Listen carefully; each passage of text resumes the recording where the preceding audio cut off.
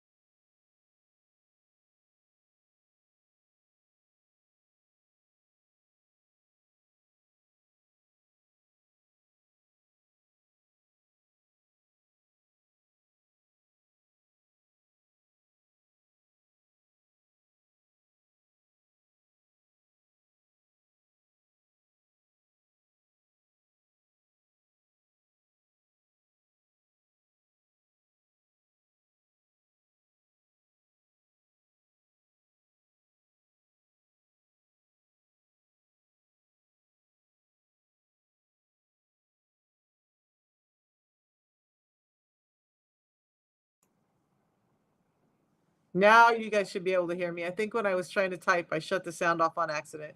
We good over on Facebook? Okay, so you guys, yeah, I have like three platforms going. Thank you. Um, so the thing is this one thing, insulin resistance, and we're going to dive into what it is. If you guys don't know, do you want to know what insulin resistance is, how it happens, and why I keep saying it's a part of our environment? It's not your fault. Like, look, with anything, we could all do better. I'm not saying that that's not true. Okay. But with insulin resistance, it really comes down to the fact that our food has been modified, it has been changed, it has been manufactured, and it's no longer digesting through our body the way that we need it to. We're not absorbing nutrients because our soils are depleted of nutrients. We don't have the fiber we need in our foods. The carbohydrates in foods are turning into blood glucose way too quickly, and it's causing this whole problem. Sharmila, that was me. So Sharmila says she's tried it all, and now she feels like she's going blind. So you guys, 2 years ago, like at 45, I started having to wear readers. By the time I was 55, I was needing, or 56, I was needing to go into like 3.0 diopter readers, which scared me because those of you who don't know or who don't wear them, it's like once you get to 3.0, it's really hard to find them in the store. So if your eyes get much worse than that, you're like, I have glasses everywhere. You guys all see me in different glasses all the time. I was like, now what? If I go past 3.0, now what? And now I'm going to probably be mostly legally blind, and then I can't drive and I can't whatever. My eyesight's back. I can marginally see without my glasses now, which hasn't been possible, and it was from the insulin resistance. So vascular problems, inflammation in the system will all cause problems with the eyes. So Sharmila, I can't tell you you're going to have your eyesight back. My eyesight reversed about 10 years of damage by just addressing my insulin resistance, getting that pressure off of my eyes, getting vascular blood flow back to the eyes. That all started helping my eyes start to function more properly. There's a big misnomer out there, you guys. There are some things, like if you look, my left knee, the meniscus was gone. There was no tissue in there. I had walked on it with no tissue in it for so long that the synovial fluid actually was gone too. So that joint was bone, like literally bone dry and cracking. No way that I'm going to regrow meniscus in that case, right? My right knee still had meniscus in it when I started the system. Now that has regrown and regenerated. Your body is an amazing, amazing machine. It will regenerate itself if you put it in the right environment. We're all in a negative environment right now when it comes to our bodies, and it's not our fault. So when you start to reverse some of the damage that's being done to our food and in the environment, in our environment, I'm talking about like the fact that we're so stressed, that we're not getting enough sleep, that we're under these lights all day long, that we're sitting in front of a computer instead of being up moving. That's our environment. Okay, I'm not talking about EPA stuff. I'm talking about our daily, day to day. When we start to fix all of those things and address those, because like I'm all over the place, but cortisol links into insulin resistance very highly. Insulin resistance causes a rise in cortisol. Cortisol from being fatigued, from being stressed, causes a rise in insulin resistance. Okay, it causes this whole thing where you become more and more insulin resistant. So we need to pay attention to our environment and start taking care of ourselves a little. My biggest struggle, you guys, I have been a night owl most of my life. My biggest struggle is I want to be up at 5 in the morning, which I get up at 5 in the morning now, and I do all my meditation and stuff. But yeah, at 11 o'clock or so at night, I'm still sitting there scrolling through TikTok or YouTube or watching videos on how to create art, or videos on fasting or insulin resistance or fiber or whatever. And then I'm like, I don't even watch Netflix and stuff really anymore. There's a couple of shows I watch on some channels, but I don't get to bed soon enough. Last night I didn't go to bed until like 12:15, 12:30, and I was up at 5:30. So that's like 5 hours of sleep, which on my 6-year-old body is not enough. And I'm fasting. I'm tired today. So we know that like my ketones were down this morning. I should slow down and explain some of this. Please ask me questions as I go. I test my ketones when I'm fasting to make sure that I'm staying in a fasted state. But this is really cool information. So my ketones this morning were about half of what they were last night. Not taking anything in. The tea and the water is all I'm taking in, right? So I'm like, what in the actual hell is going on? Why are my ketones down this morning? Ketones are telling me that I'm burning fat for fuel. Well, because I didn't get enough sleep, because my body was stressed, my body starts putting out cortisol, fight or flight, and that releases more glycogen from the liver, but it also is starting to burn up other sources of energy. So a little bit of bump of sugar in my bloodstream this morning from what's in my body, and it lowered my ketones some. I'm still in ketosis, but if you want to take care of your body, get rest. Yes, I talk about a protocol, but I'm going to tell you, you guys, we do not take our sleep very, very seriously at all, and we should. So Sharmila says, you've had trauma to your central nervous system 20 years ago from an accident, and those are all contributed to very high stress levels. That also contributes to insulin resistance. Okay. So you begged God to take your life, but you're not insane. I get it. I'm going to tell you a story if you don't mind. I'll tell you a story about where I was 2 years ago. In fact, you're a very positive person generally. Correct. I feel the same. Sharmila, are you my sister? Like, I don't know what's going on here. But look, 2 years ago, blood pressure, this pain that we both talked about, you said your insides felt like they're crushing. I said it felt like somebody stuck a vacuum cleaner to my gut. Either way, I would wake up in the night and just cry. I would hold it together in front of people. Nobody knew that I was suffering like I was. Nobody knew that I was having these thoughts. I would never take my life. It just doesn't jive with me religiously, nor would I put my family through that. That's my choice, right? I get it. We're all in different places, but I would never do that. I would, however, lay in bed and cry and beg God to let me not wake up in the morning. I'd be like, I can't take this anymore. I don't want to be here anymore. I don't want to take my life, but I'm like, please God, I can't deal with this anymore. Ugh, I'm going to cry thinking about it. I don't have those nights anymore. And so it's not just the pain that's happening to you. It's not just that like you said, you felt like your insides were crushing. It's that it's messing, insulin resistance messes with the receptors in your brain. And Lori DeVilder, let me answer that in a second. So the insulin resistance messes with your brain. So it makes you more prone to depression and anxiety. And then you add on this body that's hurting and all of these things that you feel helpless from. And now it's just a really devastating place to be. So I don't take any meds. There are some things that you can do for fasting. It's not going to put you in autophagy as deeply as it does with just a water fast, right? So if you're taking meds, you can do things like avocado and some oils, some fats that will not really spike your insulin.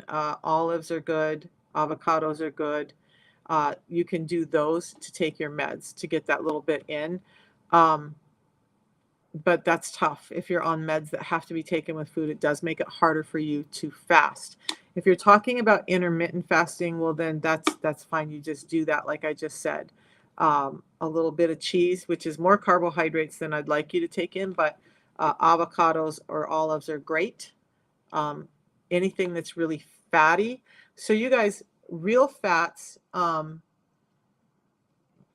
like avocado oil, coconut oil, extra virgin olive oil will not spike your insulin.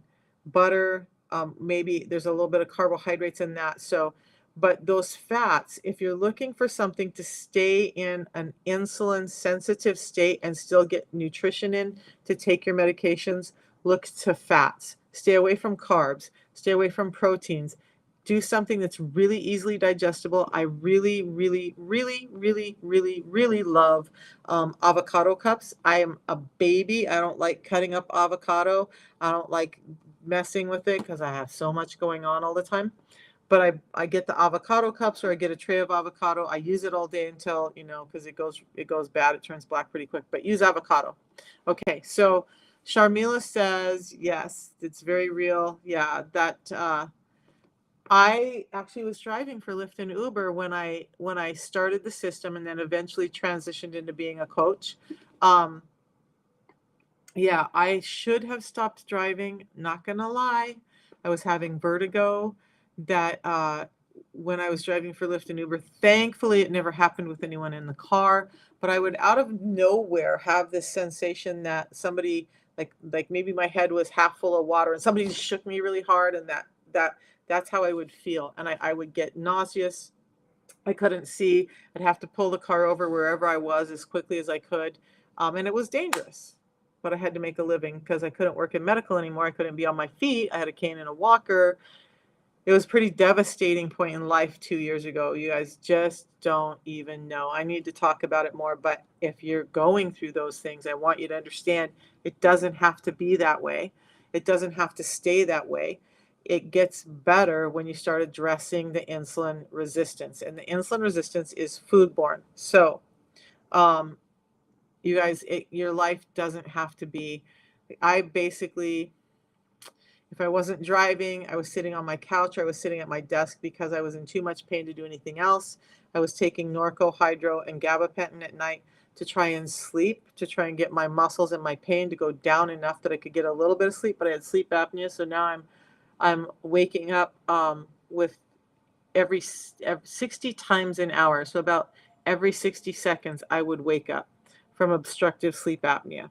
So I don't do that anymore. In fact, I was listening to a good friend of mine had me listen to a little show the other day. So I'm listening to it. I'm tired because I don't get enough sleep, and I fell asleep. And I was recording because I wanted to be able to play back. I was shocked because 2 years ago that recording would have obstructed anything the woman was saying, because all you would hear is my snoring. And I don't do that anymore. There was no snoring on that tape. You could hear me breathing, but there was no snoring. So sleep apnea is one of the things that gets better. My eyesight got better. Like I said, all of these things. So if those are any things that you guys are suffering with and you're not getting answers, let me know, because we're going to go over the protocol here in just a little bit. Just give me another 5 or 10 minutes. So what I want to do is go over I'm going to pull up the slides. I'm a visual girl, okay? I know not everybody else likes it, but that's my gig. So I'm going to pull up some slides. We're going to talk really quickly about what insulin resistance is, and how it's affecting us and why, and some of the ways that you might be able to tell that it's you, okay? Let me get this all set up so that it's visible over here on the other platforms. It's not liking me today. Okay, so we're going to change this around. You guys, so insulin resistance, like I said earlier, affects 88% of us, actually 93% of us now. So that's wide sweeping. We're going to take a look at a couple of things just so you know things that it could be. So if you're suffering from stuff, let me write that down, Sharmila, before I go on. Let me write this down. I'll send you out an invite on WhatsApp after I'm done. You guys, also, my contact information is in my profile page. Look, I know I say go to my profile option right under the red lights. It's not all about the sales. There's a free ebook there. There's a Facebook group that I have going on there. There's my contact information on WhatsApp where you can get a hold of me and talk to me. So it's not all just a sales page. Yes, that's there for the product, the protocol I use, but there's so much more there. So don't be afraid to click on it. It's not going to bite you. Okay, so insulin resistance really happens when we're eating food. We're going to make it really short. We eat food. It turns into glucose too quickly in our system. That conversion of food into glucose creates this need for insulin in our system. Then we have insulin in our system all the time because we're eating foods that are converting too quickly and we're eating them too often. Everybody who's telling you eat every 2 hours, eat 5 meals a day, eat 6 meals a day, they're destroying your metabolism. That's according to doctors like Fung, Bickman, Yao, Pardeep. They will tell you that eating every 2 hours a day is not the gig. Okay, that's actually hurting your metabolism. You're actually training your body to be hungry. You may see some weight loss because you're restricting calories, but you're down regulating your metabolism. The whole other story, you got to get off of that. All right, so we're eating too much too often. It's turning into insulin in our system because when there's sugar in our bloodstream, our pancreas, that little finger-like red thing over on the right side, creates the hormone insulin. When we have too much insulin in our bloodstream all the time because we're eating all the time and we're converting food into energy all the time, then it trains our insulin to stay high. Now the insulin is constantly in our system. It becomes like a bully. It's trying to store all of this insulin in our cells. And so, not the insulin, sorry, the glucose in our cells. It's an energy transport system. It takes that glucose that's created or that blood sugar in our system and transports it to every cell in our body. Not just muscles, not just fat tissue. Every cell in our body needs energy. So we're talking brain, we're talking all of the components. Our ligaments, our bones, all of that need glucose for energy to grow and regenerate, because our bodies are regenerating about every 9 weeks. So when we have too much insulin, those cells start to say, I'm not having it anymore. I don't want you. I don't want to see from you. I don't want to hear from you. You're like annoying. So we're just not going to open up and we're not going to take it in. Well, that causes problems when your body's not taking in the energy. Your muscles aren't taking it in. Those ligaments, joints, all of that's not taking it in. Your organs are muscles. They're not taking it in. And you start to have dysfunction. You have muscle loss. You have bone loss. You have ligaments that are lax or weak.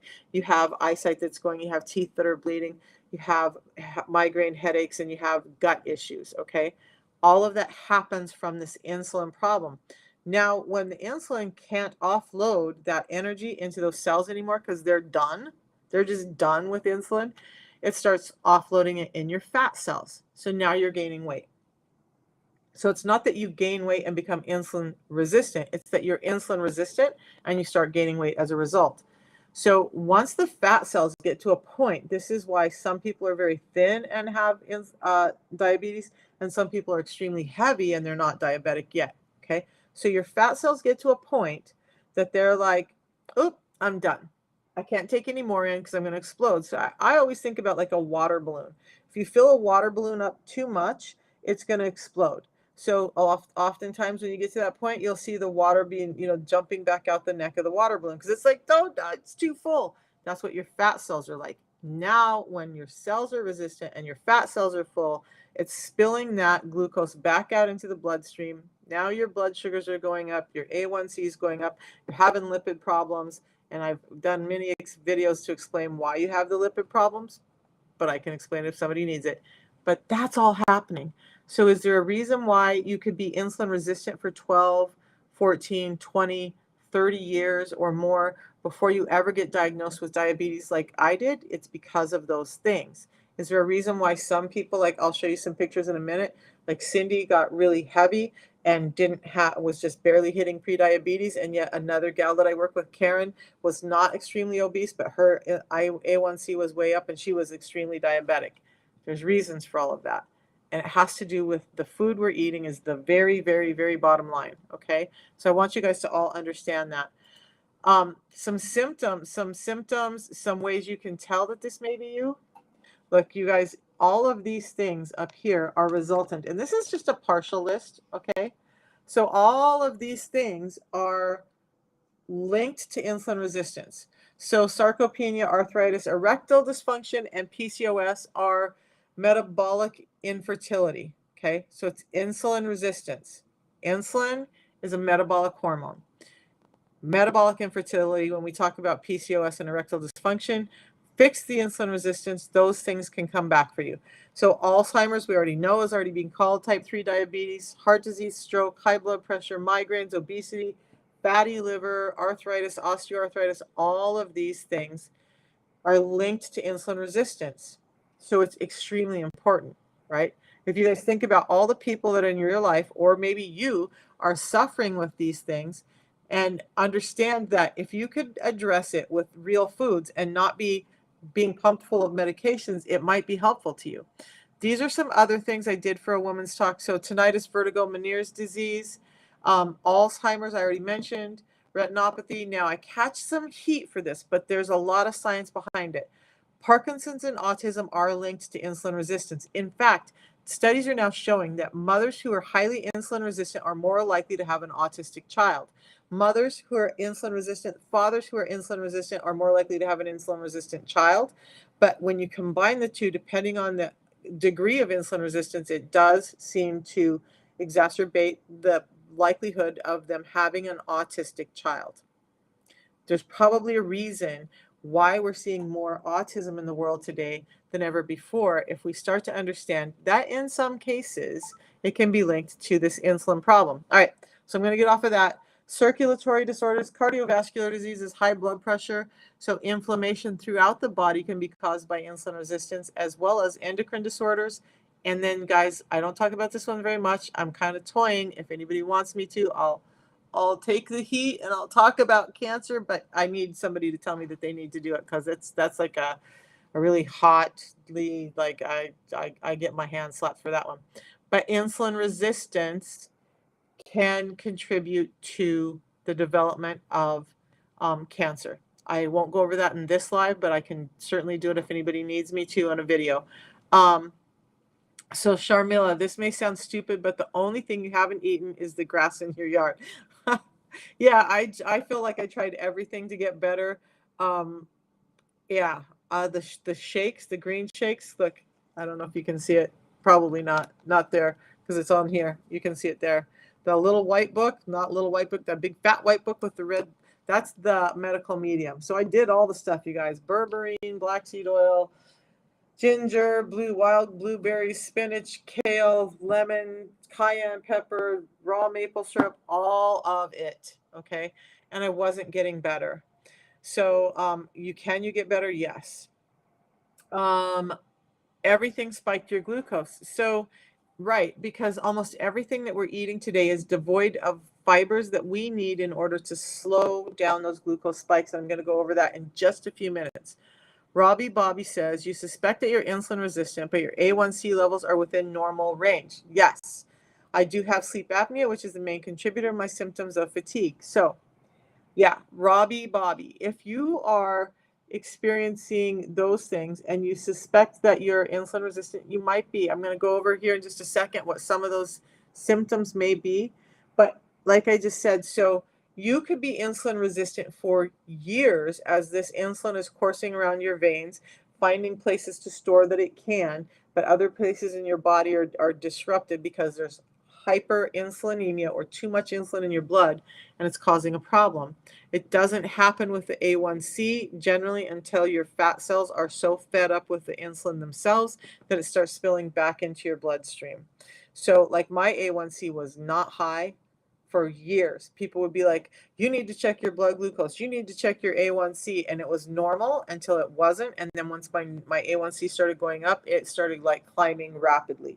Because by then your body's in overload. And so the A1C just starts to go out of range. So we're going to talk about that here in just a second. Let me make sure I got everything over here, you guys. I miss questions, I know, but all right. So these are some ways that you can tell that you're insulin resistant. Okay, these are some symptoms. If you have hypertension, meaning your blood pressure is 130 over 80 or higher, that's likely insulin resistance. 95% of blood pressure comes from insulin resistance. Skin tags and dark skin patches, that acanthosis nigricans on the elbows, neck, knees, under the arms, in the groin, that's insulin resistance. Look, I flash my elbows all the time. But my elbows used to be dark, scaly, rough, patchy. They would catch on my clothes. It was annoying. I was scrubbing them constantly. I was putting lotion on them.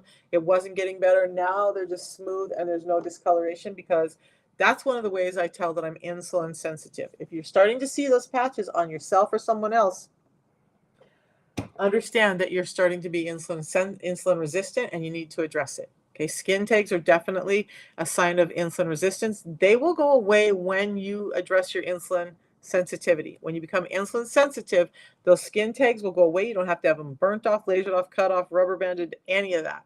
Okay, I already mentioned PCOS and erectile dysfunction. Those are two definite signs. Low testosterone, erectile dysfunction, PCOS. Those are definite signs that you're probably insulin resistant. Okay, so if you have this big belly, it feels like it's bulging, and maybe you look or feel like you're pregnant, whether you're overweight or not, that's visceral fat being stored for most cases. Now, there are some things that can cause that bulging belly, so I'm going to caution. But most of the time, that's visceral fat that's being built. And so that's insulin resistance. There's a cue in the hypothalamus when you're insulin resistant that tells your body to store more fat in the visceral areas than not. Okay. So high triglycerides, low HDL, you have either one of those, it's likely insulin resistance. check those on your labs, Robbie. If your A1C was normal, go to your triglycerides and your A1C. I'm going to give you a calculation and do this calculation. So then if you're retaining water easily, if you're having some like nerve damage, nerve pain, you can't feel your fingers, your toes, those are signs of insulin resistance as well. Okay.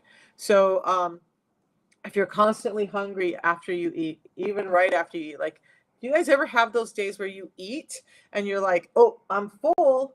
Um, my belly's poked out. I had this really good meal. I'm so full. I won't eat for 3 days. And then a half an hour later, you're starving. That's insulin resistance. Okay. So then if you're having chronic fatigue, migraines, body aches, some fibromyalgia is from nerve damage. A lot of it is from insulin resistance. The doctors I worked with would fight over it, but one of them said that it's kind of a BS diagnosis. It's what they give when they don't know what else to say because the person's in pain in their whole body. That was me. That was Sharmila, right? Or still maybe is Sharmila, but that's insulin resistance most likely. Okay. So if you have any of those guys, just start to understand that this is probably you. I'm not going to tell you you have to go on medications. I'm not going to do any of that. Okay. So breathe. This is not a medication. This is not because this is a food-borne illness. Dr. Fung, who wrote the obesity code, the diabetes code, the cancer code, will tell you that you cannot fix a dietary disorder with medications. And that's currently what the doctors are trying to do to you, is say, you have this dietary disorder, let's pump you full of medications and we'll fix it. Woo! All right. So, look, the current situation is you guys are being told that, look, some of these things up here are great, like keto and intermittent fasting. I'm down for those. Not everybody can do them. Okay. But diet pills, I hate. Okay. They cause more harm than good, in my opinion. Calorie counting. Dr. Yao, who wrote Why Calories Don't Count, will tell you about why they don't count. Dr. Lee, who talks about food as medicine, will tell you why calorie counting is so bad. You guys, calorie counting, this calories in, calories out thing, at the very, very bottom line, it works, but your issues are more hormonal thing. Yeah, if you're eating 5,000 or 6,000 calories and sitting on your butt all day, you're going to gain weight. We all get that. But do you need to restrict your calories down to 1,200, 1,500, whatever to lose weight? No, you address your hormones. Okay, so I don't jive with that. I don't even count calories. I eat what I know is right, and that's where I go by. Okay, so in fact, I started putting my food into a calorie counter because I was just like curious as to where my calorie count is right now. And it's right around 1,700, some days around 2,000. But that's normal. That's normal. I'm not overeating. I'm not, but I'm not also restricting. I have pizza when I want it. I have burgers when I want it. I'm probably going to clean that up for the next several months as I really dive into getting better. I drink more than you eat. And you know what? When you're insulin resistant, that feels like that's what it is, right? Like you can't eat. I remember I felt like if I even looked at food, I would gain weight or get sick. And I don't feel like that anymore. Okay. So if you are doing any of those things and you're just feeling like it's not working, or it works for a little while and then it stops working and you're just frustrated and then you give up, and that's where most of us are.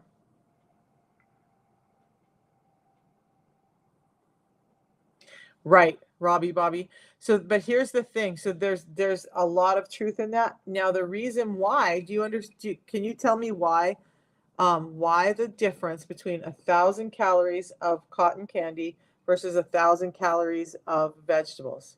Can anybody tell me why that 1,000 calories is different, other than the nutritional, like the vitamins and minerals? Let's take that off the table. Why is it different when we eat? There's a hormonal response, and do you know why the hormonal response is different? I know I'm leading, but I want you to sugar, no fiber. Perfect. Perfect. That's exactly it, because you're eating sugar without the fiber. So when you're having fruit juice, you're doing that. You're having sugar, no fiber. When you're doing smoothies, you guys, I know a lot of, even some of the doctors I follow have smoothie recipes. I don't mind smoothies once in a while. I don't want people to live on them, because when you do a smoothie, you're breaking down the fibers and you're pre-digesting them, so they're not working the same as they would if you eat the whole food. Use your own mastication, chewing, and the digestive enzymes that start in your mouth and chew fiber through there. So Um, Smoothies are marginally better, right? Because they do have some fiber in them. It's just that the fiber is pre-broken down, and so it does cause more of a glucose spike. So a smoothie will cause more of a glucose spike than a whole fruit will because you've pre-broken down that fiber. Okay, so fiber is the key. Fiber, the lack of fiber, and how quickly that sugar is hitting your system is causing that hormonal response that's causing all the rest of the problems. So what we really want to do is address the one. And do you guys know what the major, and I'm going to say the major hormone in your body is? Takes precedence over testosterone, over estrogen, over you eat a lot of chow. Um, Define chow for me, Sharmila. She says she's in the Caribbean. They eat a lot of chow. Okay, so that hormone, we're going to get over it here in a second because I've been talking about it this whole time, right? It is insulin, you guys. Insulin is a primary hormone. It takes precedence over every other hormone. It gets to be like a bully. Thank you, Blenda. I try. People misunderstand sometimes when they hop in at the wrong times, but I try. So look, if you're relying on willpower alone, it may not be enough for you. It depends on your lifestyle and what's going on. Some of us have kids, some of us have jobs, some of us have, like, I'm on the phone all day. That doesn't physically exert me, but I have a lot going on. My brain is like all day. My willpower most I'm doing a 5-day fast. How can I say my willpower is shot? You know, I'm a different bird. But most of us can't rely on willpower because, the work demands, the family demands, the time constraints, all of that are using up that willpower, and now we have none left when it comes to our food choices. There's reality to that, you guys. Willpower can be built, but it's not innate. We have a certain amount of it that's innate, and so the rest of it is a muscle we have to build. But can we rely on it all the time? No, and that's the problem for most of us. And yes, Sharmila, I am a super hydrator. So Sharmila says she has cucumber chow as a snack all day, green fruit seasoned with garlic, salt, hot pepper, seasonings, lime or lemon juice, mixed salt, and chilled. Okay, so those things sound good. The one thing in there that sounds wrong to me is that you have it all day as a snack. So remember when I talked about insulin resistance a little bit ago when I was talking about how insulin is created in your system and that every time you eat, you're pumping up your insulin because insulin is carrying the energy you just ate and digested as energy to your system. So every time you eat, unless it's fats, every time you eat, you're creating this need for insulin in your system. So if you have dinner and an hour later you have a cucumber, which is better than a candy bar, but you have that cucumber, you're still telling your insulin to come back out and do some work. So now when you do that to insulin resistance all the time, or to your body with needing insulin, you start to tell your body, hey, we got to have insulin out all the time. We better be producing insulin all the time because this person is eating all the time. Every hour, every half hour, every 5 minutes, they're grabbing a handful of nuts, they're grabbing a cucumber, they're grabbing a red pepper, they're grabbing a candy bar, they're grabbing a whatever, but they're eating all the time. And so now you're training your body consistently. So, and that insulin stays up high. And now, um, yes, if you use insulin resistance, or I mean, if you use cucumbers, but you slow down the eating, okay? Don't snack. Don't snack, don't snack, don't snack, don't snack, don't snack. That's just pumping your insulin resistance back up. I can't remember which one of the doctors. I believe it was Dr. Fung that I was listening to yesterday, and he was talking about this fact where he just very says every time we put food in our face, every couple hours, we're training our body to be hungry. So not only is it bringing your insulin up, bringing your blood sugar up, you're training your body and your metabolism to need food every 2 hours. Do we have a problem? Yeah, it's good to make. We all need to make about a 360-degree lifestyle change. Sharmila said she did. Her A1C used to be 14.9. What's your A1C now, Sharmila? So, okay, guys, this is the food, though, that we're faced with when our willpower is shot. I've been there. I've done it. Still do it once in a while. Try not to do it all the time. But look, we've all faced this, right? This is what we're faced with every day. Most of us don't have a farm or the ability to store and keep fresh fruits and vegetables, especially if you, like for me, it's one side, it's just me. I can't go through that much in a day without it spoiling. Some people, they have a big family and then they just can't keep enough of it in the house because it just is eaten up all the time. 7.5. So Sharmila's taken, by changing her eating, Sharmila's gone from 14.9. In 2 years, she's lost 26 pounds and brought her A1C down to 7.5. That's amazing, Sharmila. That's amazing. Okay, so I'm going to move on. I got to get through all of this. You guys, I have a little boy who's waiting to me to come see him, and I love him. So I'm going to go see this boy. He holds my heart.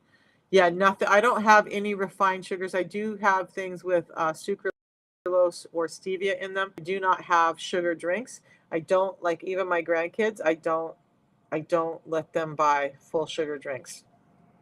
I just don't, because I understand what happens. But this is when I talk about our food. This is what's happening.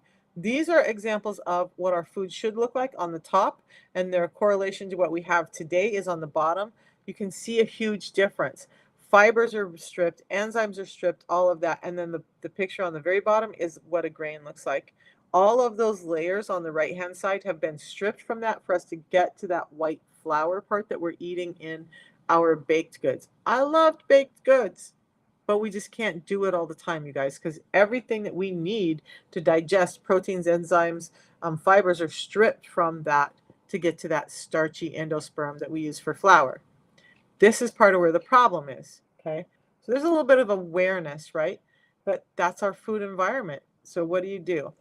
First of all, I'm going to give you guys, Sharmila, thank you for joining me. All right, you too, honey. It was so good to have you on here. You guys, I speak in terms, like, I hope it doesn't offend anyone. All right, so I'm going to give you guys a way that you can start to address this without the protocol I use, but if you want to use the protocol, we're going to go over that in a second. Okay, so I also have an ebook on my link at my profile. There's a free ebook. It is free, you guys. It gives you all of this and explains why. So you want to do fiber first. You want to get in you want to prioritize protein next. I'm going to explain those in a second.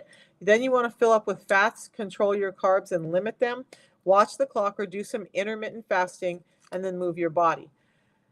I am doing an extended fast. You guys don't have to do that. I choose to do that because I have so much disorder in my body that I want it taken care of, because I want to feel even better than I do now. So I'm taking extra steps.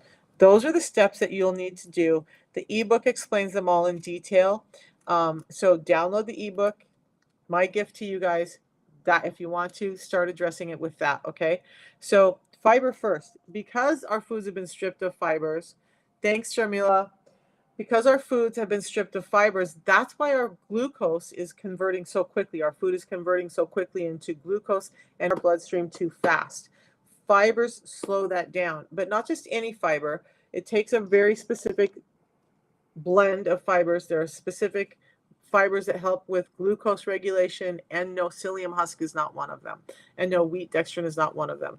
Okay, so those are in some of those crappy over-the-counter fibers that you get, make you poop, maybe tear up your intestines a little bit, but they're not going to do this job. Okay, so I just wanted to address that. So fiber first. I get in fiber, and I supplement because I don't want to have to worry about, am I someplace where I can get all the right types of fiber, and do I have time to eat all of those fibers? I try to eat fibers, yes I do, but I supplement to make sure that what's been stripped out of my food is put back in. So I drink this 10 minutes before I eat. That gives me the fibers I need. Then you want to prioritize protein, because protein will spike your glucose about half as much as carbs. About half as much. But it's also, out of the three macros, proteins, fats, and carbs, it's the most satiating. So after you get in those fibers to start filling up your gut and to protect you from the stuff you're about to eat, you want to prioritize protein. Fill up with protein. Don't be afraid of it. Okay, then we've gotten the fat thing wrong. Ever since Ansel Keys said that fat was bad for us and we started switching to the low-fat, high-carb diet, we all started getting fatter and sicker. And now science is disproving, because there was no science behind what Ansel Keys said. He just was like, I made this supposition, and so here we go. But now science is proving that that's not correct. So, sorry for that pause. So now we know we need to fill up with fats, and we want to get in healthy fats. Those are all listed in the ebook as well. A list of proteins are listed in the ebook, whether you're carnivorous or whether you're vegan, plant-based. There's a list of proteins that come along with that ebook. Then you want to, so fiber, fats, or fiber, protein, and fats, right? Why do I close my eyes when I think? I don't know. Okay, then control your carbs. So you guys, some of you guys may need to address your carbohydrates differently. Some of you may need to drop down to 50 grams of carbohydrates. I'm going to go over some different fasting methods where you can cycle your calories and your carbohydrates a little bit differently and still be able to maintain this. But some you may need to do that. Others you may not need to watch your carbohydrates so drastically and still get results. I didn't have to watch my carbohydrates so drastically until my gallbladder got removed. That changed the game again, okay? But control your carbs. So fill up with protein and fats first, control the carbs. If you want to have a croissant once in a while, I love them, have it. If you want to have a muffin once in a while, have it. If you're going out to a wedding and you want to have cake with the bride and groom, have it. Just don't do it all the time and use the fiber first. So anytime I have anything to eat, I put my fiber in first. I do eat salads, I do eat greens and stuff, but I primarily eat proteins and fats, and I supplement with this fiber. So then watch the clock. I usually do a 16-8 fast, and I had somebody who actually got on the system and said, this is the first I've heard about a fast. And I'm like, I talk about it every day. I talk about fasting every day. Fasting does not mean hardship, okay? It just means you're going to eat dinner. You're not going to have snacks. You're going to go to bed, wake up in the morning. You're not going to have cereal or oatmeal or all the stuff that's spiking your insulin, and you're going to give your body just a little bit longer rest, and you're going to drink your tea, and then that gives you a number of things we're going to talk about, and you move on about your day. Boy, I'm hitting buttons here. Okay, so that's the system. Is a tea in the morning and a pre-meal drink before I eat anything. And we're going to go over what those are super quick. The tea must give me energy because I'm in the middle of a fast and I'm like rolling. All right, so this is what the fasting window looks like. I will go over this anytime if anybody needs me to come back over why we do a fast. It has to do with your insulin levels needing to drop, and only when the insulin levels drop can your glucagon, which is the component that helps you burn fat, can come out. Insulin won't let glucagon come out. So got to get the insulin down. That's why we fast. Because remember, every time you eat, you're spiking the need for insulin. All right. So this is what my day normally looks like. I have that tea in the morning. Now I'm in a great fat burning state. I'm getting rid of I'm really not in autophagy yet, but I'm getting rid of stuff that I don't need in my body for energy, whatever the body chooses, which hopefully it's more fat than anything. But I have very little visceral fat, actually. I have a lot of subcutaneous fat. We can talk about that why, because I've been holding on to that for years is why. So then about 10, between 10 and noon, I will have the pre-meal drink, and then I eat my meal 10 minutes before. Then I go on about my day. I don't eat again until 6 p.m., 4 p.m. About 6 hours later, I have another one. I have my next meal. If I'm hungry in between, like I am now, because day 3 of a fast and I'm hungry, so I'll have another tea. It doesn't break my fast. It gives me energy. We're going to go over that.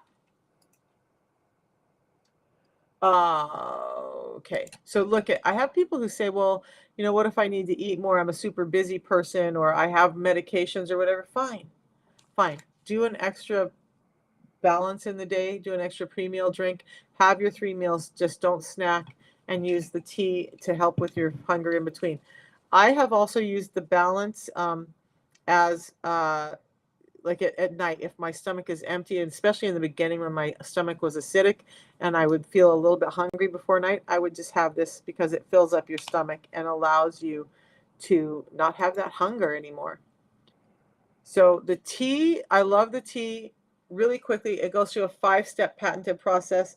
Not only do we hand harvest it, not machine harvested, so it's ethically, sustainably harvested. It gets fire roasted so that we're getting the components out of this tea that you need. There are some things that you have to cook to get the components in the molecular structure that you need for your body. Spinach, you got to cook it to get the iron. You're not getting it when you eat the raw spinach. Note. Okay. Then we extract it, concentrate it, take it to a lab where it's put through a process called hyperpure, where pesticides, some of those PAHs and stuff get removed. And so now you have this high quality, extremely pure tea. And I'm going to go over why it's different than a normal bagged tea besides all of that, right? Besides all of that. If that's not enough, we're going to talk about the tea. So the Unamate, the tea that I have in the morning, the tea that I'm having right now, it helps you feel great all day. You can have it at any time. There's no crashes. It's not addictive, not like coffee or Bang Energy or Red Bull or any of that. It helps suppress your hunger and cravings by using stored fat for fuel. It helps boost mental and physical performance. In fact, it can improve physical performance and endurance in sports, in athletic endeavors by 10 to 13%. That's a huge advantage for something that doesn't pop you on a drug test because it's food. That's a huge advantage. Um, Ugh, I hate getting messages during the live. All right. So then it helps promote healthy digestion. It helps promote healthy blood pressure. It helps promote um, well-being, wellness scores as far as reduced depression, anxiety. Okay. So this is how it does it. There is a little bit of caffeine in it, less than that in a cup of coffee. We don't standardize it. It's whatever comes in it naturally. Okay. Chlorogenic acids. These three things that I'm about to talk about are called adaptogens. They attach to the molecule of caffeine and change how it acts in your body. So you're getting all the energy without the negative. The chlorogenic acids promote neuroprotective gene expression in your brain. They also have an antioxidant effect there. Amazing stuff. That's why it's affecting your wellness, okay? So it's promoting those feelings of well-being, supporting healthy blood pressure and glucose levels, and it promotes weight loss, like I just said. There's 375 times more of just this one component in the tea than in a normal bagged yerba mate tea. So to all the people who say, I'll just go buy yerba mate off the counter. Well, go, I counted it. Man, by the time you try and steep 375 bags of tea a day, not to mention the problem you go through and the pesticides and the other crap you're getting, it costs more. So it just doesn't work as well. All right, so then there's theobromine in it, and this is the best known as the mood boosting molecule that's found in high quality chocolate. It supports healthy blood pressure, cholesterol levels, promotes a feeling of calm, and reduces mental fatigue and improves focus. These are naturally occurring in the plant. We're not adding this. This is naturally occurring in this plant. Okay, so these are plant-based solutions for all those medications that you're being pumped full of. So mate saponins are a class of molecules that the mate saponins are unique to this plant. You don't find them in another plant. They support healthy triglycerides and the body's ability to burn fat. But also it contains triterpenoid saponins. Those are similar to what you're seeing with like the reishi teas and stuff they talk about.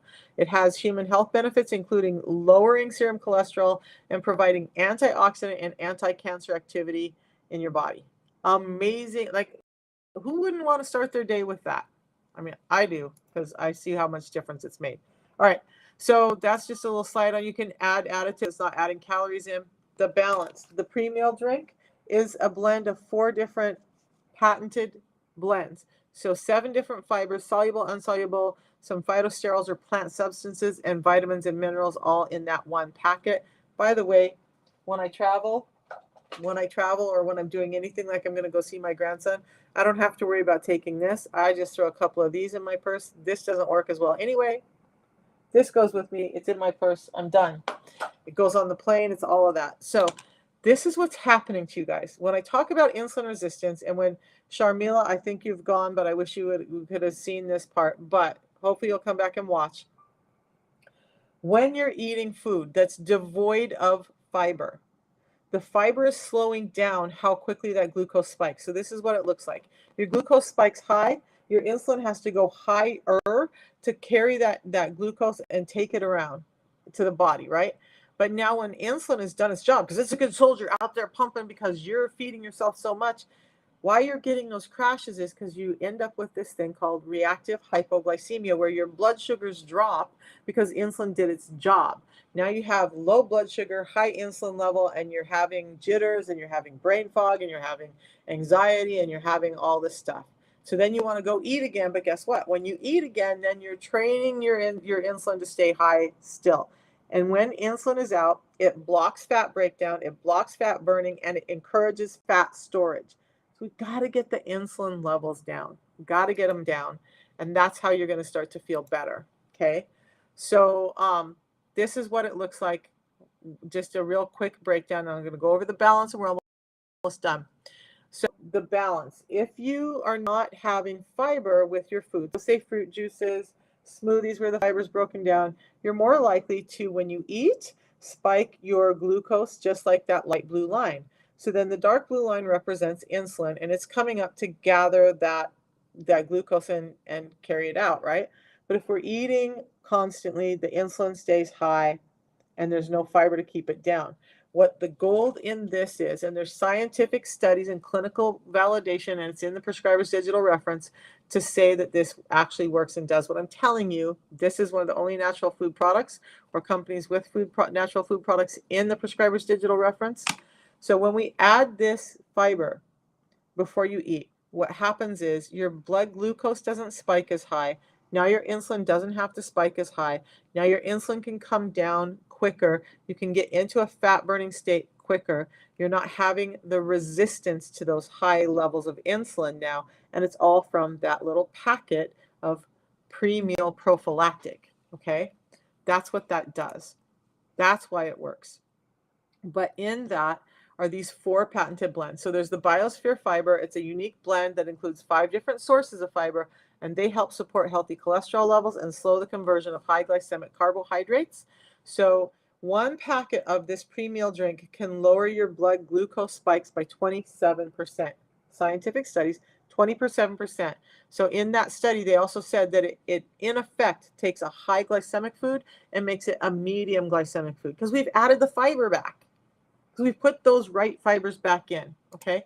So then the next one is the 7X technology, which is a specialized blend of polysaccharides or viscous fibers. They soak up water. So they're soluble fibers. And this is important to have unsoluble and soluble fibers in this whole course, right? So those soluble fibers, not only do they soak up water, but they're forming this thick gel in your gut that helps your gut. Like for me, it helped with my acid reflux. It helped with my acid in my gut causing ulcers. It helps you feel full quicker and you feel full before you even eat. I've had people be like, "Can I take the balance afterward because I just don't eat as much?" Well, that's the goal. We want you to not eat as much. We're all overeating. Okay. So it's going to fill you up a little bit before, but the goal is it's not going to like just digest through and leave you feeling hungry because you ate less. It's going to hold on to those nutrients and that sugar and that lipids, and it's going to deliver it slower into your system so you stay fuller longer and you don't have those energy spikes and dips. Does that make sense? That's what it's doing. So it helps slow the emptying of your stomach and it's keeping you full longer, preventing those spikes. The Cardio Matrix is a blend of plant extracts, phytosterols. Sometimes my tongue doesn't work with my brain. So that can help limit the absorption of cholesterol. It makes it heart healthy. You guys, by the way, dietary cholesterol is not the real villain. It's the cholesterol that's produced inside of our body and primarily from the liver. When we're taking in too much sugar, that's the real villain because it's a specific form of cholesterol that's causing the problem. Okay, so again, avocado oil, extra virgin olive oil, coconut oil, those are all great for you. Stay away from trans fats, stay away from those seed oils and vegetable oils. That's what I'm going to say. And just about anybody who does work in this area will say the same thing. Then they've added a vitamin complex to just make it very complete.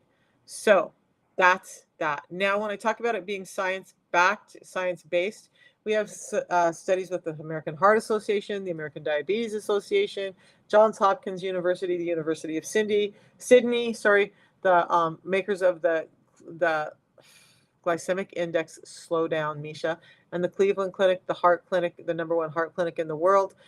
We have studies with all of them. You can go find them if you need to. They're linked on my website, by the way, so just go check all that out. If you're that kind of person, I didn't wait for the studies before I started because I just was so sick that I was like, I got to do this. I got to do something. Look at my hair. Okay, so if you guys are interested, before I run out this door, you're going to go to my profile right up here, tap on the link. I'm going to show you a couple of things. Now, the link in my profile is not all about just where to buy the system. Okay. It's about getting you help. Because, yes, I would love for everybody to do the system. I earnestly believe that everyone could use it, whether you're in the US, whether you're in China, whether you're in Sweden, or whether you're anywhere else. You can use it because our food is just very, very different from what it used to be. Okay. And almost all of us need it. But you're going to click on my link or click on my profile picture. That's going to take you to my profile page. When you look at my profile, you'll see these red lights, whoop, red lights, and right below them is a link. That link is going to take you to my profile page over on Facebook and YouTube. It should be on my home page there. Sorry, I don't have those pulled up right now. It's going to take you to this, which is my landing page. The top one is where we're going to order. I'm going to show you that in a second. But I do have a full website which explains the system, has videos, has some testimonies, has a number of things there. That free ebook I talked about is right there in the middle. There is a Facebook group where you guys can hop in, and I'm putting information in there all the time. I'm starting to share recipes in the Facebook group as well. I tried not to do that for a long time, but I feel like some people just need more direction, and I want you all to be successful. The people who are asking how to contact me, it's right there. Just go to that. And then, by the way, the books that I read and use, the tools that I use, are all in that recommendations page just because everybody keeps asking. So to buy the system, you're going to click on that top one. It will take you to this page. It should say Michelle Fayant on the top. That's what connects you to me so I can help you out. Then you're going to click on the buy now. By the way, if you go to Amazon, eBay, all of that, you're not getting the guarantees. You're not getting a coach. You're not getting any of that. There are no authorized sellers there. Right now, just dropped, we have this new flavor of called Apple Crush. You guys, this was my favorite flavor. All right, so the Unamate is the tea that you have in the morning. You can get it in lemon or lemon ginger. You got to make your choice. Okay. Ginger has quite the hit of ginger. I love it, but people who are not used to it, I just say start with lemon. I would do the Apple Crush because it's a limited edition, so just get it while you can. You can always get orange, okay? So the balance, the pre-meal drink, comes in this great Apple Crush flavor right now, or you can get it in the orange. Right now they already have it pre-selected for you to get the lemon and the Apple Crush, which is where I would leave it. And then you can choose between a one-time purchase or a subscription. Now, it's $159 a month if you don't put it on subscription, plus you're paying shipping. You guys, I want you to slow down a second and understand that this means it's about $5 a day, about $5 a day. So when you do the subscription, you don't pay shipping, you get the $5 off. That saves you about $15. They give you this amazing free mixer that I use for my tea in the morning, and you can cancel it at any time. This is not one of those things where you get locked in and now you're buying it for 9 months.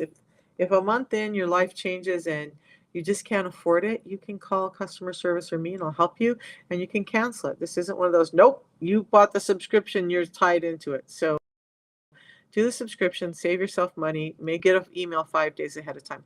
But more importantly, take care of your health. This was the easiest thing that I've ever done. It got me off of 10 different medications, reversed my diabetes, reversed my 30-year hypertension. My life looks completely different now because of this, and now I'm helping other people get their lives better too. And when I'm not here, I'm usually on the phone talking to people about how great they're doing and how surprised they are that this worked. I just heard from another person who's been on it less than 2 months and has lost over 26 pounds. I was on the phone with somebody whose doctors had all but given up on them, and they've lost like 47 pounds now in 4 months. And their doctor's like, what did you do? I don't care, whatever it is you did, keep doing it because it's working. And they're not on medication. So many people are coming off of medications, getting their health back, having a real life. And I would love for that to be you. Okay, so now I know I rushed through the end of this, right? But I have this really sweet, really cute little grandson that just literally has he's lassoed my heart. And Wednesday nights are the night I go visit with him, hang out with him. And so I'm going to go do that. And I will see you guys again in the morning. And we'll talk some more of this stuff and insulin resistance. If you guys have questions, ask. I will try to answer. I've been trying to do some videos to answer people, but I love answering questions. And I love more so that people are getting better. All right, we'll see you in the morning. Have a great night, guys. Bye, guys.